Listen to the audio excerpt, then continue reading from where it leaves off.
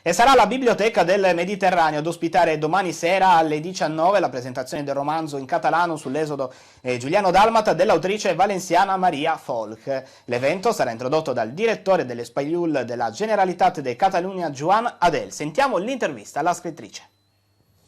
Es vangura mostrubà avui a Catalan TV Maria Folch, una scrittora, demà alla Biblioteca del Mediterraneo dell'Alguer si presenta il suo libro Després venen els ans. Che libro és?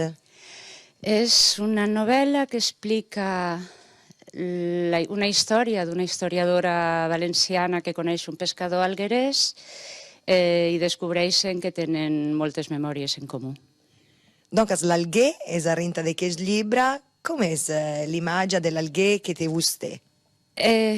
Jo la primera vegada que vaig vindre va ser fa 10 anys i com totes les persones que parlem català tenia molta curiositat i molt d'interès per conèixer aquests arts que parlen català.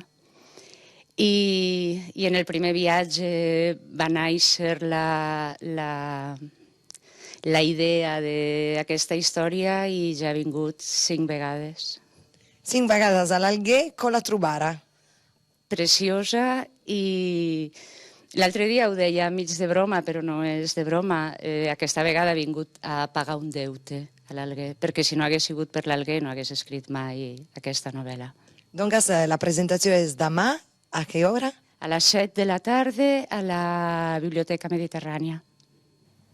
L'intervista realizzata da Dolores Serra con la scrittrice Maria Folch chiude l'edizione odierna del nostro telegiornale. Ora spazio al meteo. Grazie e arrivederci.